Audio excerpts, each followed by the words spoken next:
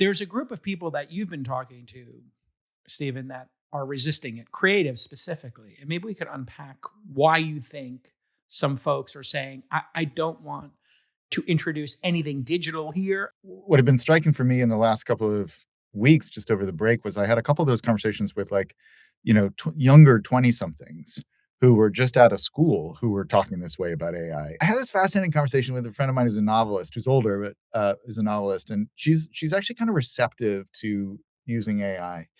But at some point I said to her, it's like, I'm convinced that these tools make me a more original writer and thinker. That doesn't make sense to me. Like, that seems like a category mistake. If you're drawing upon something that is like the average of human knowledge, like that should make you less original if you're using it. This Week in Startups is brought to you by Quo. Quo gives you a clean, modern way to handle every customer call, text, and thread all in one place.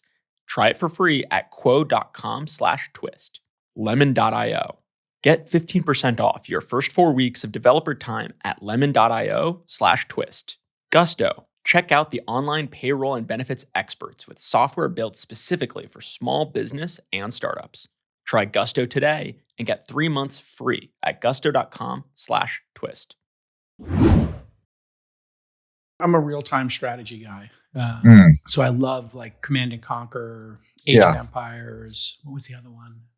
StarCraft 2, all that stuff. Man, that's my favorite. What about you, Grant? What do you play? I mean, honestly, these days it's the game is chasing kids around and playing Mario Kart for the 1,000th time because that's all they're into. So, but the last time you had a choice, what did you play? It's been a while, actually. I don't know. I mean, I'm even a casual game on your phone, like Halo chess? Is like the last time I've been like super consumed, but that's like ages ago.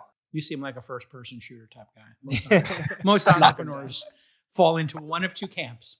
They're either real-time strategy, right? Just like an Elon Musk. Or they just go full first-person shooter. That's like a Palmer Luckey, like, a certain type of entrepreneur who's just going to go straight for the jugular. Love it. That's an episode right there. All right, everybody. Welcome back to This Week in Startups. It is January 7th, 2026. We're back. And just a little soft launch here. In 2026, I decided for my own entertainment and for my own intellect and interest, I wanted to start another roundtable, just like the format I created for All In. 3-4 smart people talking about week's topics, and I wanted to do it in AI. So I came up with a very unique name, This Week in AI. I don't know how I came up with it, but it just felt like the right name. And we're going to officially launch it later this year, but I'm testing it here on the This Week in Startups feed. And what I'm trying to do is find people who are actually builders, not journalists, not commentators, but people actually building product. Today, we are extremely lucky to have two people who are deep inside of the game. First, Grant Lee, who is the co-founder and CEO of Gamma. Gamma is an amazing AI-first presentation product that I became aware of because all my founders started using it. We'll get into that in a minute. And one of my oldest friends in the technology business, Stephen Berlin Johnson, he co-created Feed, which was a zine in the 90s. And then we rediscovered each other. I was always listening to his great books and audio books when I was hiking around San Francisco, but a great thinker, but also a product guy. And he wound up somehow as the editorial director of NotebookLM at Google Labs, which is one of my favorite products. Just some housekeeping. You can sign up for a daily newsletter I started called thisweekinai.ai, essentially a Substack. We're just putting 10 links together of the top 10 stories of the day, just so you don't miss them. You probably know 6 or 7 of those stories, but the 2 or 3 you don't know, we suffered to find them. In terms of an editorial format, it's very concise. Thisweekinai.com, top 10 links of the day. You can subscribe to the YouTube channel, etc. We're also going to be publishing to LinkedIn, TikTok, Instagram, blah, blah, blah, blah, blah.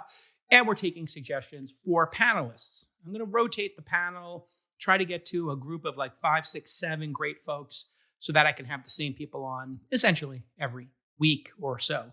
So suggestions at pitch@thisweekinai.ai. All right, gentlemen, welcome to the program. How are you doing, Stephen? It's been a minute. Yeah, I mean, I last saw you like shortly after we launched the first kind of public experiment of Notebook, and I think it was December of 2023. Really? So it's been quite a ride since then. But yeah, great to see you. Good to see you. Man, we've known each other forever, huh? It's like, when did we first meet? 96, you think? Yeah, that's what I was thinking.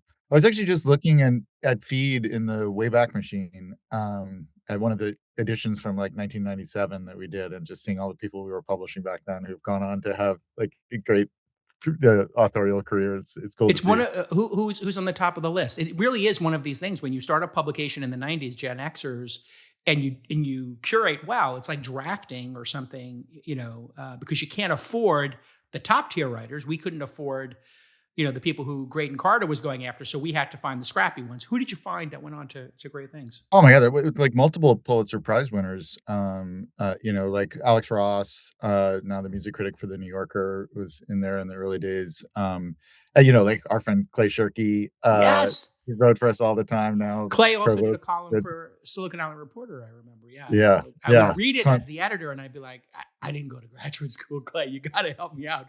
Tell me these references. There was no Wikipedia at the time. What is Clay up to? Clay Shirky. Is he He's still in touch? he's the provost of AI and technology at NYU, and No so joke. we've been working with him a lot because they're big champions of Notebook, and he's personally like a lovely champion of Notebook as well. So I kind of reconnected with him in the last year or two because of this project, which is great. So I'm getting back to my like '90s Silicon Alley roots. It's beautiful. Crazy. What an amazing moment in time that was. When you think about it, a bunch of young people who knew what the internet and online services were, who were just a year or two ahead of the public. But if you're a year or two ahead of the public, it's like being, like a god, or a demigod. You just know everything.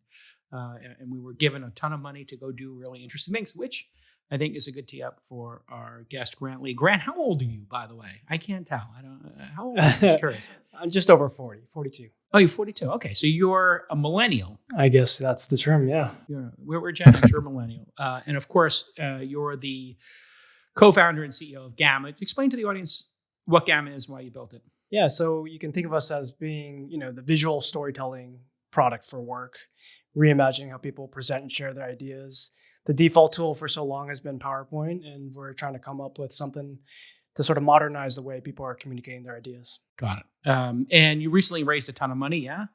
If I remember correctly. Yep, raised the Series B with led by Andreessen. Oh, congratulations. And the valuation there, not that valuations really matter, but it is indicative of the moment in time. Right, 2.1 billion. Incredible. And the company, I believe there was a whisper, broke 100 million in revenue or something in that zone. That's right. Yeah, we passed 100 million last year. Still making great progress, and yeah, it's still early days, but a lot of fun. Team is great. Excited to keep building. All right. So this will lead us, I think, to our first topic, which is AI and productivity inside the enterprise for non-developers. We all know developers. You put a Copilot on them, and they obviously had Stack Overflow. You got GitHub. There were many ways for them to be augmented, Stephen. But you and I are starting to see people use tools like yours, tools like Grant's, to become superhuman, to use a term, not the company, but the descriptor.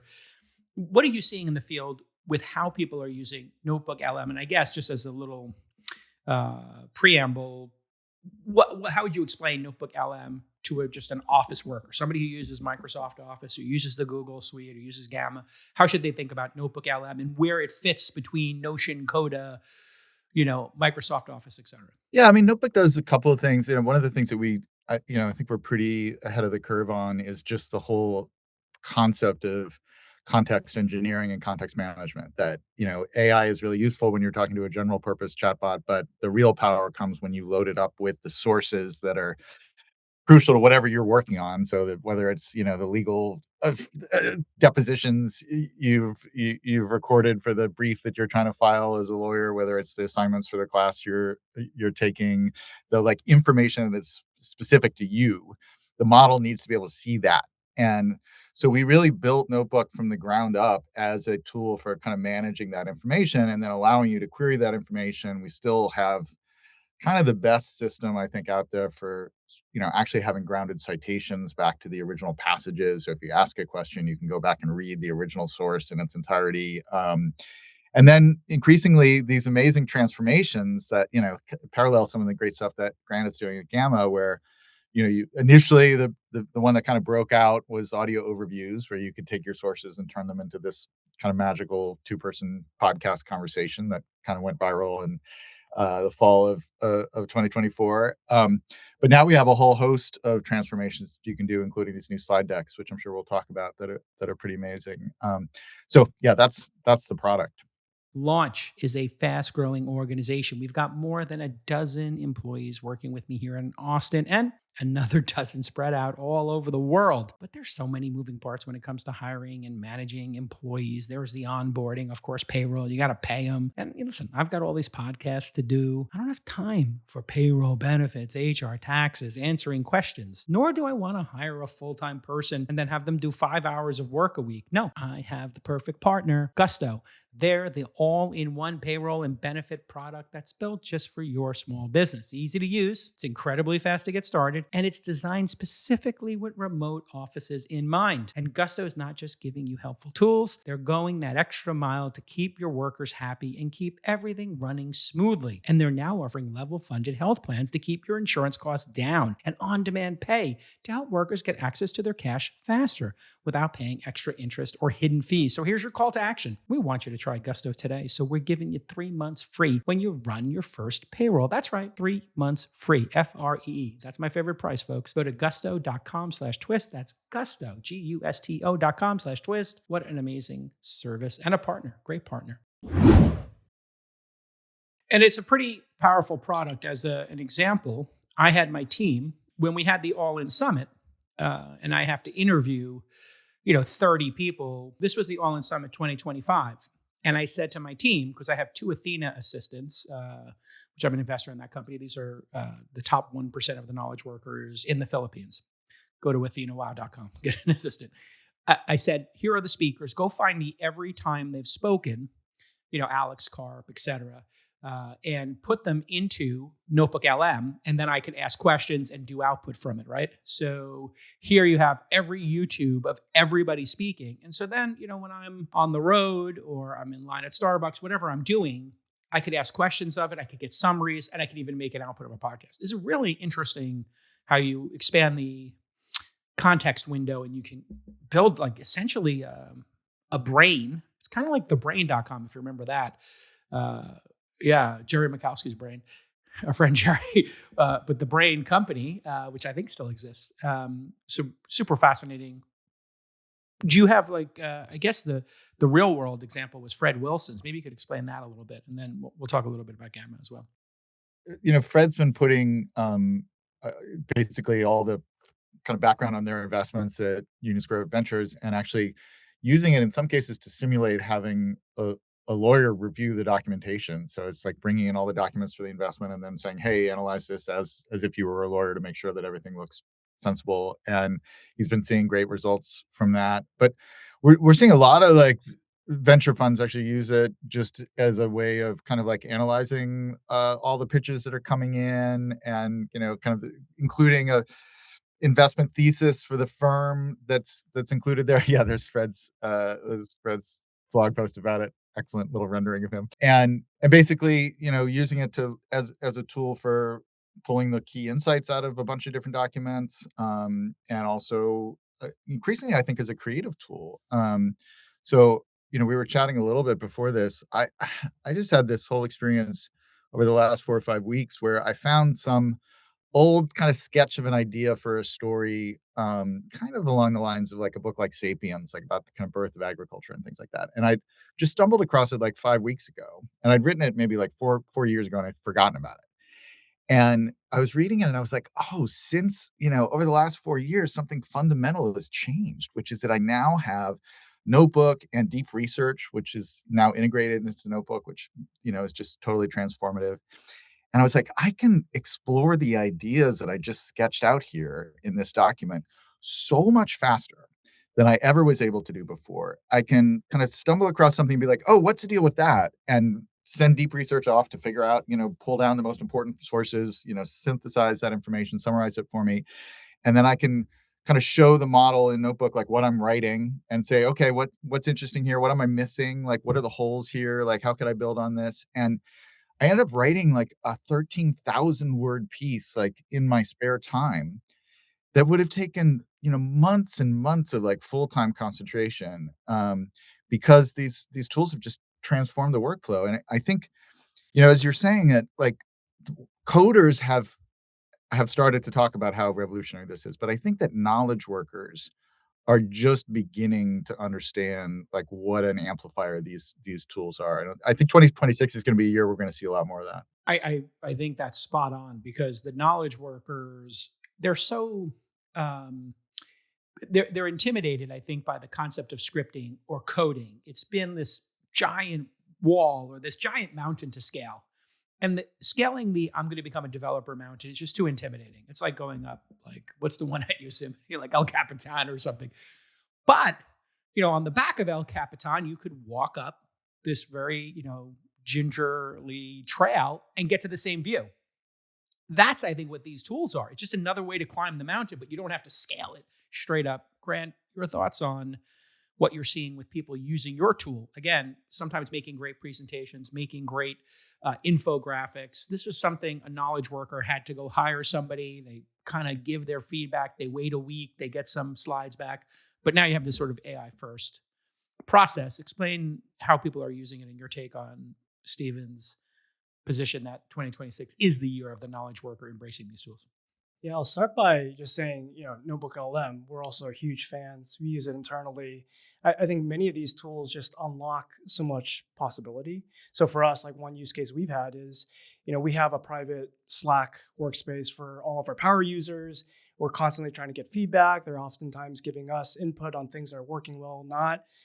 All of a sudden now we can take that entire chat history, all the messages that we've ever had, dump that into NotebookLM. And like that now allows you to sort of map that world in a very different way. You can start building personas. Like, okay, all the feedback we're getting, how do you categorize, what type of pain points we're actually trying to solve for and for whom? Within these personas, you can then start asking deeper questions. What are the value props that really matter for this persona? If we were to pursue X, Y, and Z feature, are we actually delivering on a certain persona's use case or pain point? And is it really going to move the needle for them? So for us, I think that's just been an powerful way. It really is this thing where it allows you to learn and synthesize information that frankly wasn't possible before.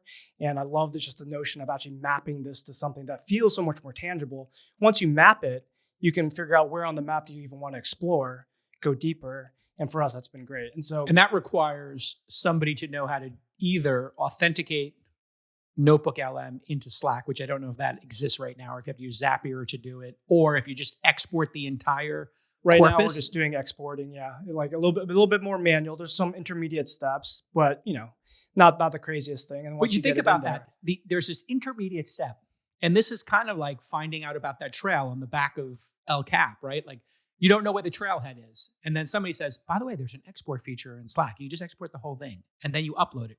And then you do that one little simple step. It's kind of like, Stephen, when we taught somebody how to like install TCP/IP on their Mac and authenticate onto the internet, and all of a sudden they got on Usenet and their brain exploded. But that one thing, where's the trailhead? How do I get in to the trail and find everybody else who's climbing the mountain? That's the piece that is such a blocker, yeah? Totally, yeah. Yeah. That once you unlock that, yeah. Go ahead, Stephen. Oh, no, I think I want to hear more about Gamma. Yeah. Thank you for the roses for NotebookLM. That's an incredible use case. But tell us about Gamma as well. For where this all started was for Gamma to almost try to solve my own problem. So I started off early in my career consulting, investment banking, living in slide decks. Slides are an incredibly powerful tool to communicate to others. You're in many ways trying to visualize concepts, trying to synthesize information, make sure that it's spreadable, and that when it gets in the hands of someone else, you're able to take what's in your head and translate that into someone else's head and transport that. And so we've been on a mission to really kind of democratize that visual storytelling. How do we make it dead simple for anybody to be able to convey what's in their head and really get that information out there? And so I think over the past few years, we've made good progress. For us, it's about the building blocks. How do we every step of the way simplify it, reduce the amount of tedious and mundane tasks, the boring tasks that nobody wants to do, the formatting, the aligning of boxes, and get them to a better output. And so a lot of the past 5 years has just been about getting to a better starting point for our end user. Building out your team is one of the most crucial things you have to get right in your startup, and finding the right developers is particularly important. But now there's Lemon.io. They're going to save you time, money, and headaches by doing all the time-consuming legwork for you. They've got an experienced lineup of pre-vetted developers working for competitive rates. Just 1% of applicants are accepted into Lemon's elite program, and they're not just out there finding this great talent, they're also working with you to integrate these new members into your team. Plus, if it's not a good fit, hey, and sometimes things don't work out, Lemon will hook you up with a new developer ASAP. I've seen startups go from just pretty good to amazing after filling out their teams with developers from Lemon.io. Go to lemon.io/twist and find your perfect developer or technical team in 48 hours or less. Plus, Twist listeners get 15% off their first 4 weeks. That's lemon.io/twist, LEMON.io/twist. Let's unpack the impact on organization building, Stephen, because when you built a startup and you're in the middle of that grant, Stephen and I, as your big brothers in Gen X, who have done it a couple times as well, but just nowhere near as successful as you, you had to have these personas. One of the personas was an accounting, HR, and legal group inside your startup. In our day, you literally, I know this is going to sound crazy to you, Grant, one of your first 10 or 20 employees was an accountant, an HR person, a sysadmin to run the servers, like all these like weird jobs that you're like, and sometimes even a lawyer in your firm, you know, when you get to 50 people or whatever. Now you start thinking about this, Stephen. I had a startup, to Fred's incredible blog post, who had gotten close to $1 million in revenue, had raised a couple $100,000 from me and a couple of other folks. They were in our incubator. They were in year 2. They had no lawyer. They had no lawyer in 2 years of a startup, no accounting. They just had a bank account. And the way they did their legal was they would dump a convertible note or a safe agreement into ChatGPT or Gemini or Grok, whichever they chose, Claude. And you got to be careful here. It gets so political now with it's becoming like the, what this is becoming like? It's like Mac OS versus Windows. Yeah, no, it's a great point. It's becoming a little bit religious. An LLM. Yeah. And I'm just shocked. Like, how did you do what? And they're like, well, why would I hire an attorney for $1,200 an hour when ChatGPT just gives me the answer that this angel investor put these 3 unique terms in and I just reversed them. And it told me how to negotiate with them. So maybe we could speak to formation of organizations and how that's going to change and personas in organizations if a founder doesn't need a lawyer, accountant, and HR person anymore. Or they don't perceive they do. Or maybe they do. I don't know. It's an incredibly interesting question. And it's funny to be thinking about it inside of Google, like a giant organization that is my actual first contact with a company this size in my career. Like I'd never worked with an organization this big. So I'm looking at it from a completely different perspective in a way. But, one of the things that's so interesting about what you could do now as a startup, to what Grant was saying about adding the Slack conversations and building kind of personas off of that is one of the like first parts of the extended notebook team that really, besides me, that really started embracing the product internally using Notebook was user research. And so like one of the things that's amazing is like, in addition to like thinking about the organization itself, thinking about all your base of users and all of their needs, right? So, we have all these interviews with potential or current users, just talking at length about their like pain points and what's working for them, what products they're using.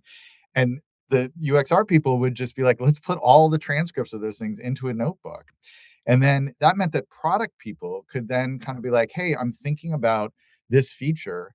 Not only do I have like my lawyer on tap here as an agent, and not only do I have my, whatever, like HR person virtually as an agent, I have my whole audience, like my user base or potential user base here as something that I can like have a conversation with and be like, hey, if we changed this feature so that it worked this way, how would that be received? And you get these amazing, kind of deep, profound answers. Again, all kind of taking you back to the original quotes from the users so you can read in their voices as well. So you're not just like getting a synthesis or a summary from a model, but you're actually like hearing the quotes from the original users.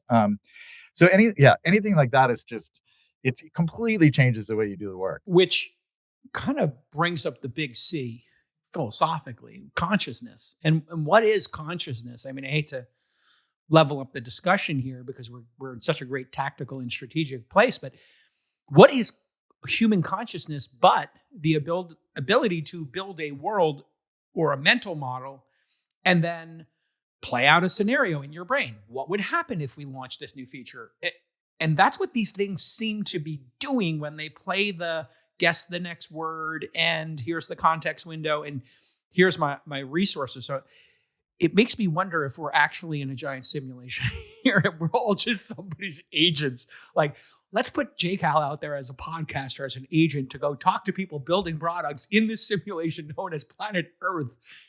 It does feel like in some ways the LLM is replicating our brains. I don't know if you've been giving this thought, Grant, at all, of what this all means. I'm honestly still trying to make sense of it. I think there's interesting things that are happening. I mean, when I even go back to think about visual communication and, oftentimes when you're trying to communicate, a set of complex ideas, you almost need to simplify it for a human. So you're saying, okay, what are the three main things?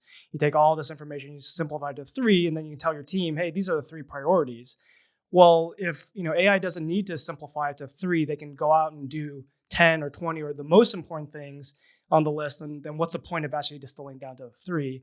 These are all things we're all trying to grapple with. How much of it is just human limitations to how we can actually comprehend, synthesize information, and make sense of it all, versus actually if AI is doing it, then what's the point of we can skip over that step altogether. Brainstorming comes to Jason, mind, if I right? can, Go ahead, Stephen. can I jump in? Since you started a college dorm conversation about consciousness, I'm never gonna miss out on that. That's Here we go. It's my sweet Pass spot. the bong. But I think one of the early things that I found really extraordinary, and I might have even talked about it when we first talked on the show in 2023 about Notebook, is that you could give the model, even in the early days, you could give the model a set of sources and you could say, what are the most interesting pieces of information in these documents? And interestingness was a concept that the models kind of natively understood in this amazing way, even when they weren't quite as smart as they are today. And I think it's because of the nature of next token prediction, right? Interestingness is, I was surprised by something. I thought there would be this, but I thought there would be X, but I got Y. That's interesting, right? That's how we learn, when we see that kind of difference between a prediction and not. And so a thinking machine that is built around predictions is going to be natively really good at interestingness, which I think is amazing. And it connects a little bit to what Grant is talking about in terms of part of what you want to do when you convey information to another person is pull out the most interesting bits or figure out the most interesting way to convey that information so that their brain remembers it and engages. That's part of the power of what Gamma does with slides and presentations and so on. But I do think on the consciousness side, it's a little bit of a red herring in the sense that up until language models, if you understood material, by definition, you were conscious, right? There was no way to get to understanding without being conscious. The only people who could really understand fully semantically things were humans, and humans were conscious. I think what's interesting now is that we truly have, I think you have to look at what, if you give Gamma, or if you give Notebook a bunch of information and ask it to create something new based on that content, you have to look at that software and say, it is understanding the material on some level. It is grasping what the core concepts are. But I don't think it's conscious. It doesn't have an interior experience of it. And so it's created this new possibility for understanding without sentience, without consciousness. And that's what's confusing to people, because we've never had that before. It's mimicking a portion of human experience. It doesn't have the third perspective where you're I'm doing this. I can see myself doing this. I see my motivation. I'm in the process of building a slide deck in order to convince a venture capitalist to give us money. It's just saying input, output, here's the data, and then here's the output that a venture capitalist would like. And then, hey, I'm going to make another deck. And Grant, do people do this in the software? Say, who's the audience for the deck? Therefore, tailor it to it and make 2 different decks or 3 different decks. This is for sales, this is for HR, for hiring, and this is for venture capitalists. Yeah, maybe a little bit to the brainstorming concept here, because I think that's when we think strategically about what this is all about in an organization, what's uniquely human is brainstorming. And this stuff is augmenting brainstorming in some way. Yeah, absolutely. I mean, so much of the pain point before, especially with slide decks, is you have to almost, make a generic version, a one-to-many version. It's impossible to go back and format everything so that you go into a next meeting, you're not gonna have time to personalize the deck. And what we see today is now that we have, if you set up a template in Gamma, now all of a sudden you can personalize it to whatever audience you want, and you can specify if I'm pitching customer X that has a very different set of needs, different industry. Let's make sure that we're not pitching stuff that's not relevant, and you can do that at scale. So not only are you doing it, as an end user, but via an API, then obviously you can do that, automated at scale. So I think that just changes how people approach just this notion, this category. For us, it's just we're trying to push the boundaries in ways that weren't possible before, when everything had to be manually manipulated.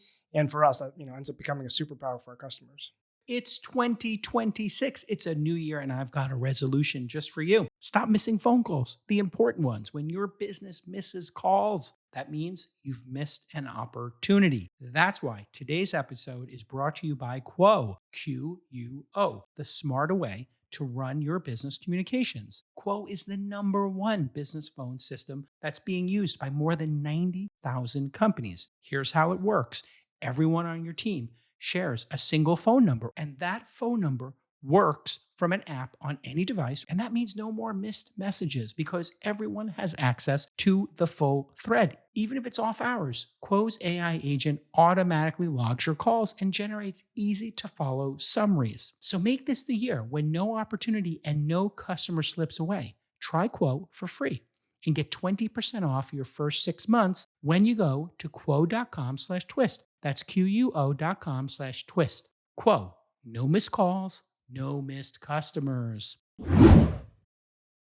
There's another piece to this puzzle. Stephen, you put into the group chat, and behind every great podcast is a great group chat. It's really interesting how group chat, like getting off of Twitter, getting off of TikTok or whatever, the group chat is where the interesting discussions go, because you can kind of be a little more freewheeling. It's kind of like us going to Eureka Cafe or wherever the hell we went in the 90s to just, what was the place on, what was the diner on Union Square? Oh yeah, I was thinking of Coffee Limbo shop. in the East Village. Yeah, coffee shop was another place, but Limbo was cool too. Yeah. Yeah. I was just talking to David Hershkovitz from Paper, and he's like, "When did you start working here?" And I was like, and start Silicon Hour reporter and writing for Paper magazine. And I was like, "Well, I pitched you doing Digits magazine as an insert to Paper, and that was going to be the original name of Silicon Hour reporter." And That's amazing. "I didn't take you up on that." And I was like, "Yeah, but I remember the grilled cheese and the French fries at coffee shop." Anyway, this is the equivalent here, which is the group chat. And there's a resistance to using AI. I'm curious, there's a group of people that you've been talking to, Stephen, that are resisting it, creative specifically. And maybe we could unpack why you think some folks are saying, I don't want to introduce anything digital here. I just want to play acoustic in the studio. I want to go back to tape. I want to go back to film. I don't want to use a digital recorder. And give us your. It's a really interesting one, and what I was saying in the chat was that what had been striking for me in the last couple of weeks, just over the break, was I had a couple of those conversations with younger 20-somethings who were just out of school who were talking this way about AI, and I think in some ways that comes out of the sense that the threat here, because of the challenge, and I think we can talk to this a little bit later, like the challenge that AI has posed to assessment in schools, like writing a paper for you and all that kind of stuff. That in some people who've just been in school, they see potentially AI as a way of cheating, or a way of getting around doing your own thinking. And if whereas when I look at it, and I think this is, I'm sure, the way Grant looks at it, and most of the people listening to the show think about it, I see it as a way of just augmenting my thinking, right? I think I see it as a way of having better ideas and having richer ideas.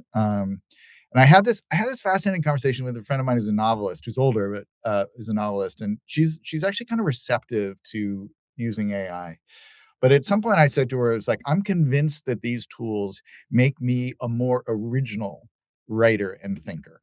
And she Unpack said, that, yeah. Yeah, Unpack she why. said, "That doesn't make sense to me, like, that seems like a category mistake. If you're drawing upon something that is, like, the average of human knowledge, like, that should make you less original if you're using it." And I was like, "No, but what you don't realize is that I have all these things in as a writer, as a thinker, where I'm stuck in a familiar pattern or a cliché, or I have a certain way of writing a paragraph that I just always do that's really lame, and I'm now or I just have a bunch of received ideas about the world that I'm just kind of just, They're stock codifying you. images. Yeah. Yeah, yeah. Yeah. And so now I have this tool where I can say, "Okay, I wrote this paragraph, like, but it's so boring. Like, give me 5 alternative versions of, like, how I could open that sentence." Or, like, "Take a look at this, like, section, and what am I missing? Like, what's the blank spot here? Like, what's not in this document that I haven't thought of yet?" And it's able to kind of, like, unblock me and open up new doors, again, to your point about brainstorming, of just And how like, would you do that previously? You would have just emailed 3 friends and said, "Can you read this?" Right? you read other books and other thoughts and other articles and research and things like that. And what you still do when you're actually doing the final piece, but your ability to kind of quickly test the waters of an idea, or quickly, kind of explore a parallel path intellectually that you would have normally taken you 3 weeks to go and find the right materials and then read them through. Now you can just test hypotheses really quickly. So I just feel that, like, I don't know. I feel like it's enriching my range in a way that has been just, I don't know, exhilarating to When be a I part of. try to come up with quips from when I'm doing podcasts and or I'm doing something on stage, I just gave a keynote or I did a fireside chat at CES yesterday, and I was looking for some jokes. Right? You think jokes kind of hard for an LLM to do. Au contraire, mon frère. Like, you just tell it, like, here's the 5 things I want to riff on, and it gives you the worst possible jokes you could imagine, but they do spark an idea. So I was going through these, like, pagers. I had, like, a box of old gadgets, and I picked up the pager, and the first thing I thought of was the Hamas getting their nuts blown off with a pager. So I just threw it to the person. I said, "Oh, yeah, you know what we call this in the Middle East? This is called a Hamas vasectomy." And I threw it in their lap and got a good laugh from the audience. But when I do brainstorming with LLMs, I just say, "Give me the couple of idioms." I use the word idioms. This seems to trigger really well. I don't know why. Give me idioms or pop culture references, perhaps because Wikipedia uses those terms and I have them in my brain. And it just gives me, Grant, so many ideas. Doesn't give me the jokes, but it just gives me, like, a little bit of ideas, like almost like a little bit of a mind map. How do you think about this sort of creativity versus sterilizing the content? Yeah. It's really, I mean, I think one thing that's interesting, different professions. I mean, part of this I map to, crossing the chasm. So, in certain professions, coding, for instance, right now, it's very clear we've crossed the chasm. Everybody's using it. Every developer is using every sort of coding, agent out there. And I think there's part of that where maybe the chasm was just for that particular profession was just much smaller. Once you cross it, and you immediately move into mass market. And then once you have critical mass, there's a tipping point. Then it just becomes so obvious that the profession itself is going to have to embrace this new technology. I think other professions where, to Stephen's point, a lot of creatives, there is much more of that resistance. That chasm feels so much more daunting, because the question is, if these models are trained on prior art and people's work, then and you're trying to take advantage of that somehow. Well, the default mindset today is like, well, that's copyright or that's IP infringement. Like, you can't do that. And I want to be an original creator, an artist. And so I do believe in many ways that certain professions, the chasm itself is just much wider. And it'll probably take some time when you eventually reach critical mass. And, like, for instance, Photoshop today, nobody thinks of it as cheating or like augmenting photos in ways that at least the broad majority of folks. And so, like, now it's a tool that people can use, and maybe Photoshop now is even obsolete, but it's like, okay, once people embrace some of these toolings and professions can actually understand that this is just an extension of you, then maybe it's okay. I think knowledge workers, I think it will be sort of unevenly distributed.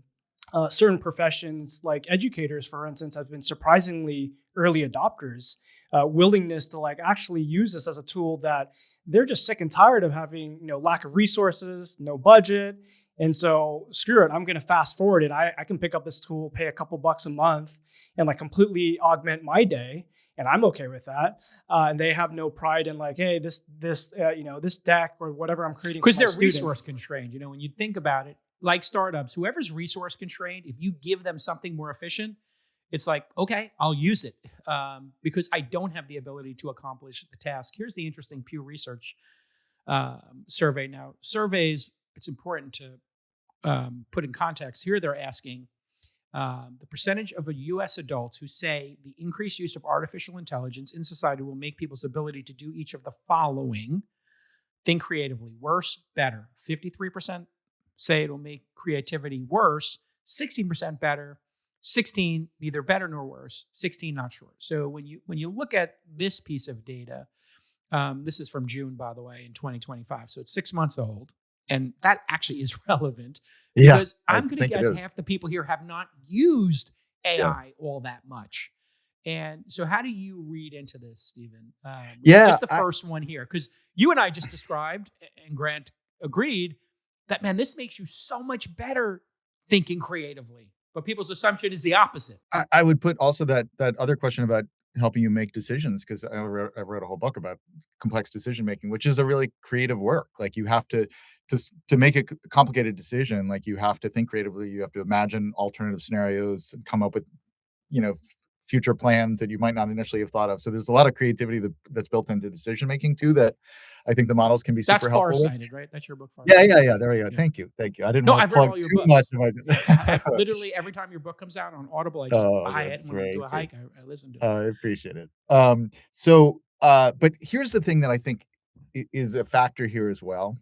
I think that outside of, hardcore kind of tech users, maybe students, that the idea of using AI with your own context, with your own sources, is actually, particularly in June of this year, like that was not as much of a mainstream thing. So I think part of what people are thinking about here is they're thinking, okay, I want to like work on my novel. I'm just going to go to a generic chatbot and just ask some general questions, and it's going to help me, but it's not going to know anything about like the project that I'm working on or my interest or what I'm trying to do. And so they kind of rightfully assume that there is a ceiling for what you can get out of a chatbot that knows nothing about you and knows nothing about your industry or knows nothing about your company or your nonprofit or whatever you're doing. But I think when people actually experience it, and it's obviously Notebook has done this probably longer than anybody, but it's now a part of all the major platforms. You load your own context and then you ask questions based on that context. And when you see that happening, I think people instantly, like I have a lot of friends who make documentaries and they were kind of worried about AI for a while. And then they were like, oh, wait, I can just interview 35 people and put the transcripts into a notebook and then start sketching out like ideas for scenes with actual quotes just right in the notebook instead of having my interns go through like 500 pages of transcripts to pull out the relevant bits for the scene. And they were just like, that is so much better. But you can't do that with a generic chatbot. You have to have source grounding for that unlock to happen. And I just think most people don't know about this yet. Like we're so in this bubble that we kind of assume everybody knows you can engineer context for your projects. And let's look at those last two here in terms of decision making, Grant. We'll pull up the graphic one more time. Again, Pew study 6 months ago, which is the equivalent of 6 years ago in AI time. It's really like a 10-to-1, I think, at this point. Make difficult decisions. 40 people think that it will make you worse at making difficult decisions, and 38% think it's going to make you worse at solving problems. 19% think it will make you better.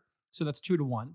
And it's, 60-40 here on solving problems. What's your takeaway from this, Grant? You just think these are people answering the question who are thinking about the movie Terminator or the extinction and just a little bit scared, and they don't want this to be true? Well, part of this is, obviously it is a moving target to, 6 months ago, to your point, is a lifetime. And I think many people that are still skeptical, to both of your points, it's just, they're just barely exploring. When you think about a lot of these like shallow use cases, yeah, if you give, Gamma like a prompt, like create a presentation on, dinosaurs or something, it can give you something that, and like the argument is, okay, well, Gamma's doing all the work for you. You're not learning any of that. And so, are you actually, better off actually, going back and doing the research and doing it all yourself so you actually can comprehend what's going into the slide deck. But what we actually see most people use Gamma for is to actually go much deeper. It's to actually do a lot of exploration in tools like NotebookLM or ChatGPT, where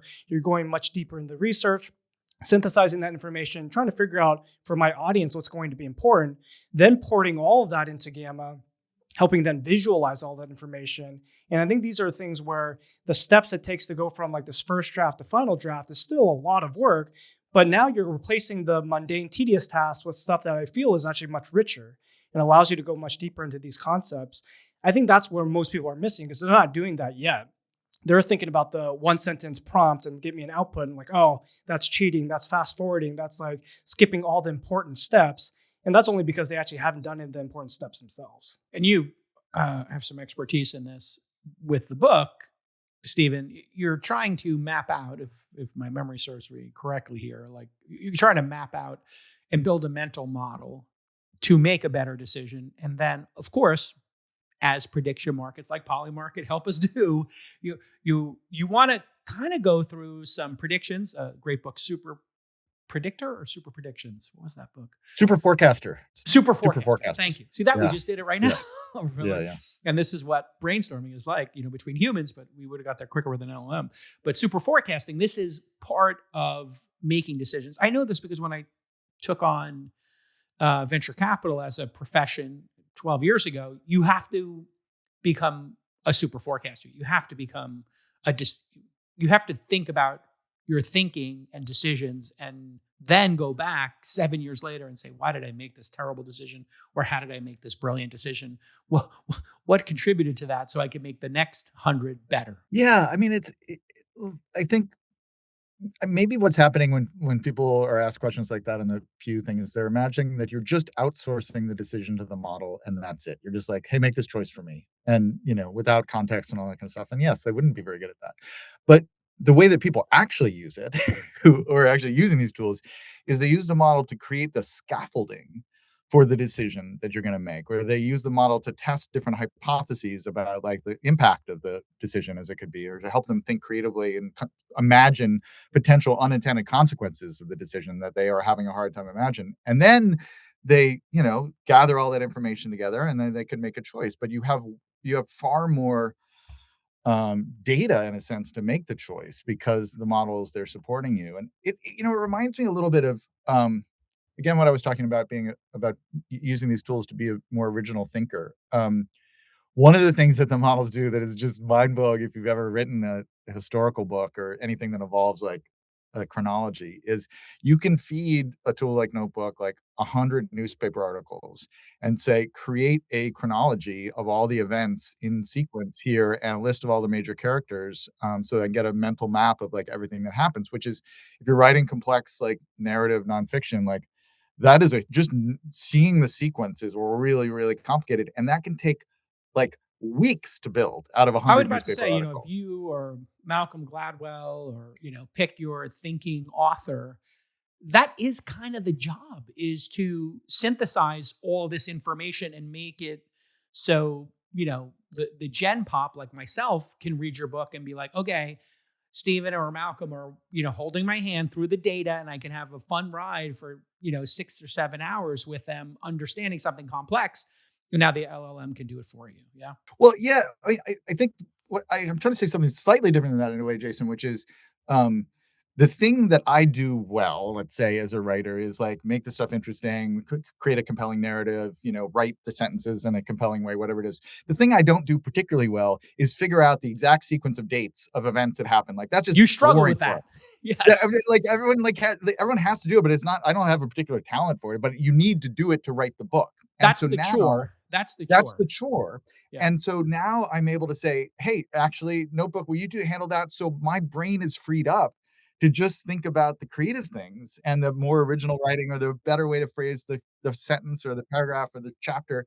And that's the like that's where I see it as building this scaffolding for you to do better thinking, better decisions, better writing, better creativity. In other words, you're standing on the shoulders of those chores. The chores would be, for a typical book, what percentage was chores versus the delightful part of the actual prose and storytelling? If you just gave an honest, I mean, it's close to 50-50. It's a lot of time just managing the information, and then when you get to the end of the process and you have, like, bibliographies and footnotes and stuff like that, it's just, like, it's weeks of, like, drudgery that I cannot wait to write the next book, like, with these tools, like, I was just saying, it's when I gonna wrote be my it's book, gonna it be was amazing. 60-40. It was 60% me just getting all this data, structured on a whiteboard, on index cards. And then here we are, this craziness of just standing on the shoulders of the chores in a way. And yeah, it's very weird surveys. I'm I'm wondering what the value of these surveys are. I mean, it's sort of like the initial research. It's a great thing to start with. It's a good building block, but you really have to double click on it to understand what's actually happening, which then I think a good jump off point here is this MIT Media Lab study. So there's an MIT Media Lab study from June saying the use of ChatGPT makes you dumber. The team asked 3 groups to write various SAT essays. One used ChatGPT, one used only their brains, and one used Google search, but not AI. For the first 3 assignments, they were then asked to write a 4th essay, but the ChatGPT group had their tool taken away. The group that had asked to use ChatGPT for help had lower brain engagement and underperformed at neural, linguistic, and behavioral levels on the 2nd assignment, while the Google and brain-only groups had similar results. I wonder if this actually means ChatGPT makes you dumber in general, or, and this hasn't been peer review or anything. 18 people completed it, so this is just like a first stab out of it. But anybody have a stab at this, Grant? Do people let their guard down and maybe disengage sometimes when using the tools, and maybe they have to be thoughtful about re-engaging their brains, almost like driving a stick shift versus an automatic when you're driving? That's what this sort of speaks to me too. I mean, as a dad of 2 younger kids under 10, this is one where studies like this, obviously we can double click into all the different ways that maybe the study itself is flawed, but it does concern me. If these tools do become a crutch for students, then are they really learning the concept? I think the onus then becomes on oftentimes the teacher to kind of set the right framing. Like this is a tool, use it as a tool. Don't use it to fast forward through the things that are important. And without the right teacher, which, who knows who you're gonna get as a student, then you might be tempted to kind of, skip over the hard parts here. And I'm not sure where this all lands. I think we're still so early in how these tools are evolving, and especially how tools are being taught in schools and in places where, who knows what's the right way to actually even adopt and introduce some of this stuff. So I'm curious to kind of follow along, and curious to hear Stephen's thoughts on like what this means broadly for people. Yeah, we think about it a lot at Notebook and at Google, obviously, because classroom and EDU is such a big part of what we do. And Notebooks, a significant amount of our users are either students or teachers or scholars. One way to think about it is this: like, it, if you are interested in genuinely understanding and learning something, this is the greatest time to be alive ever, right? These tools are incredible. If you were trying to truly to get the information into your brain so that you understand it, you have a 24/7 tutor that will adapt to whatever, language or comprehension level you are, or turn it into a podcast or a slide deck to help you understand. So that's amazing. If you are interested in creating the illusion that you understand something, it is also the greatest time to be alive, right? So if you don't care, like, and that actually isn't that big a deal outside of school, right? Because it's not a really good long-term strategy to go into your job and like not actually read anything your boss says you and just feed it into ChatGPT or Gemini and just output the answer, right? Eventually your boss will be like, you don't understand anything. You're just We faking fired it." somebody for something similar, or we were about to fire somebody and they resigned. They literally did their notes for a founder meeting with ChatGPT based on the Zoom call. And I had said explicitly, I want you to write the notes. You can use the summary tool, obviously, in any of these things to remember points, but I want you to actually literally write your thing. And I had them read it out loud in front of the class on the management team meeting, and it had errors in it, and it was like ChatGPT. This is 18 months ago. It was AI slop. And man, the person was so embarrassed they resigned the next week right before I had a chance to fire them, unfortunately, because I was really looking forward to that dismissal. So, so to me, in a way, the biggest problem with the education sector, because there's so many ways in which these tools are amazing for teaching, and so many ways that they're amazing for the learning experience. The biggest thing is that they have complicated assessment, right? It used to be that you could test whether you had learned something by writing a paper, and the paper was an expression of the state of your knowledge, and your teacher could read the paper and decide whether you had learned it or not. And one of the side effects of this technology is, like, if you have free access to these tools, they will write a plausible paper for you, particularly if it's on if it's on, Catcher in the Rye, where there's like 6 billion papers there that have been written that the model knows all about. It will do a plausibly good job of it. And that is a real problem. Like, I don't take it lightly, but I think it's also a solvable problem. Like, we just need to think carefully about how we do it. Like, there are other ways to assess learning. And if you can figure out the assessment piece and maybe use AI to help with the assessment piece and not undermine it, um, then the education story, I think, is a lot more positive, because there's not an incentive to cheat or to skip the learning process if you are going to get responsibly assessed at the end of the semester. And then you're going to have all these amazing tools. And the easiest assessment possible is to have a person acoustically sit there and write in a blue book. What do they call those little blue books we used to have in school? Remember those little? They call them blue books. They were blue books. Yeah. And they'd be like, here's your blue book, start writing. And you'd be like, oh my God, this is terrorizing, but okay, here we go. Or how about this? Just speak to me. Oral exams. Oral exams Oral are exams, incredible. let's just talk. And it's more fun. And it teaches you a whole nother set of skills, which is humanity. You'll be better on a podcast if you can explain what resonated with you in Catcher in the Rye.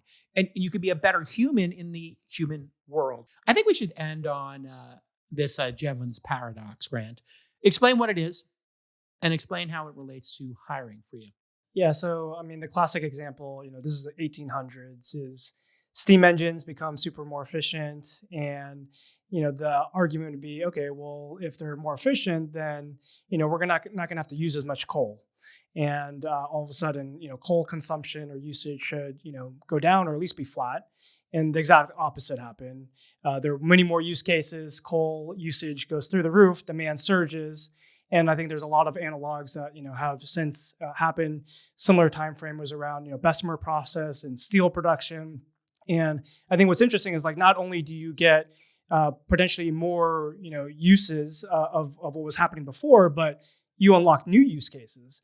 In the steel instance, like, this is the advent of skyscrapers.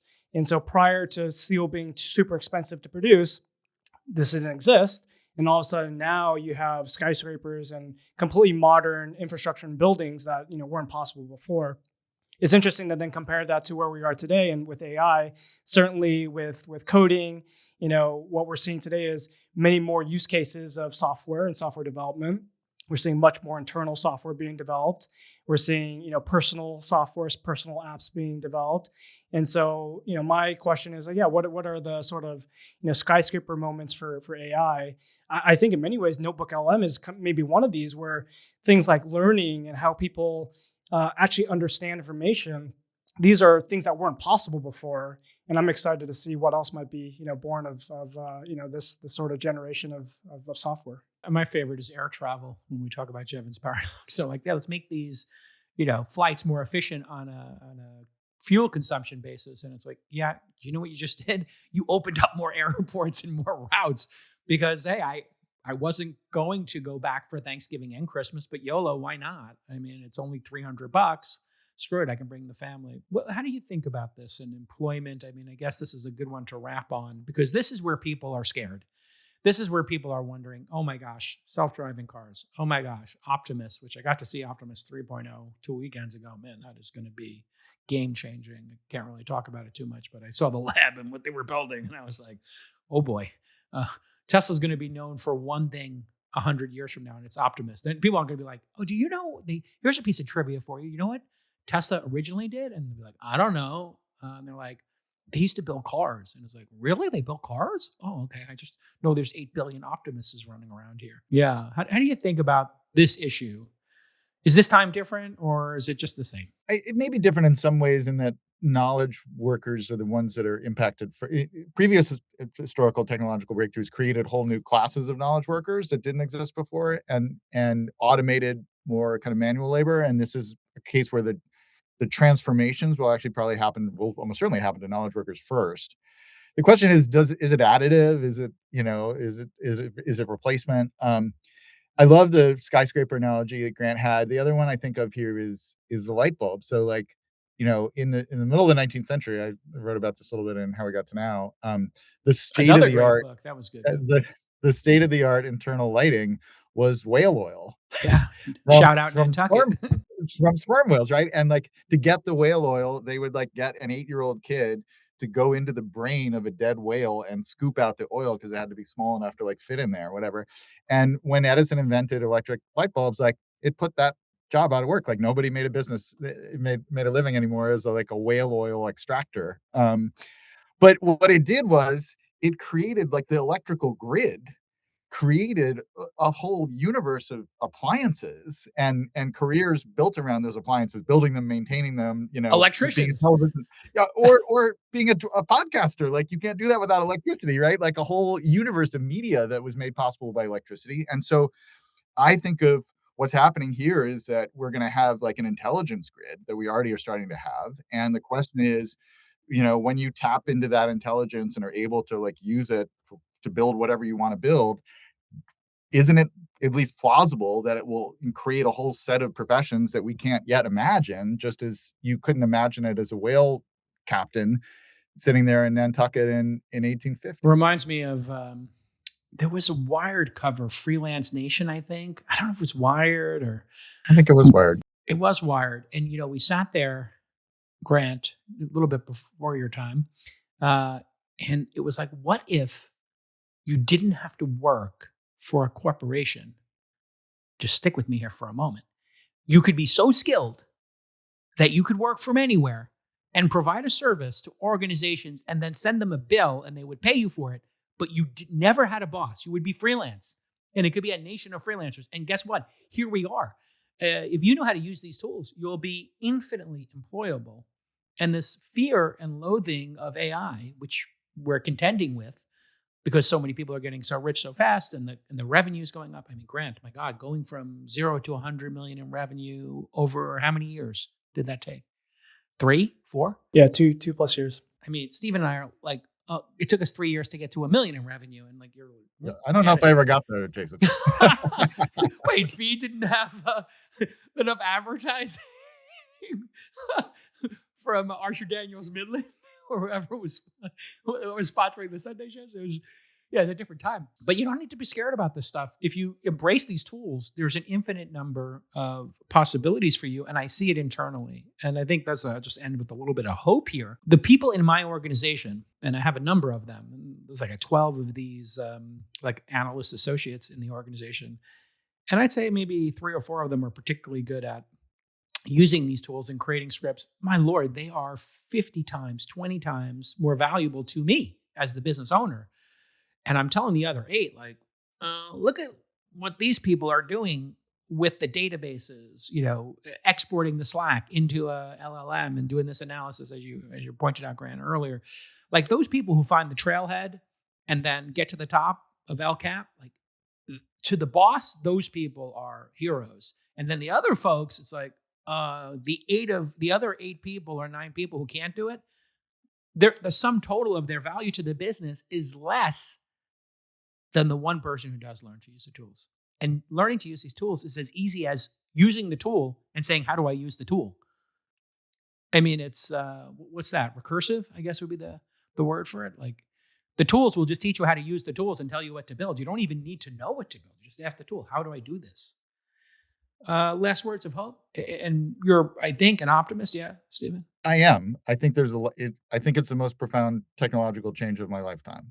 And any change this significant is complicated and will have unanticipated negative secondary effects. So we have to keep an eye on. But like to be in the middle of it and to be trying to figure it out and to steer it in a responsible way is incredible opportunity. I mean, it was a little sad hearing you talk about that, the freelancer life with no boss and no giant corporation, because that was my life for almost my entire existence until I turned 55.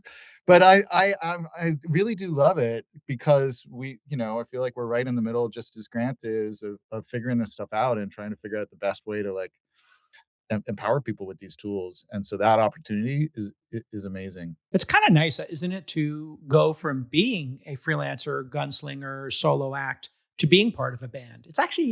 It's a nice change of pace. I learned that with All In, like being So part of. collaborative. Like being a writer is a very lonely profession in a lot of ways. And our team is just so brilliant. And there's so many things that I would have never thought of, like starting with audio overviews. Like that was just, it would never have occurred to me to do audio overviews, but like a bunch of other wizards in our team like figured it out. And it was one of the best things we ever did. So I really enjoy that part of the job for sure. Grant, as we wrap, I'm assuming, optimistic about the impact of AI on society, humanity. Super optimistic. Super optimistic. Going back to your example, whether it's planes or cars, when things start taking off, and these industries start taking off, new jobs get formed.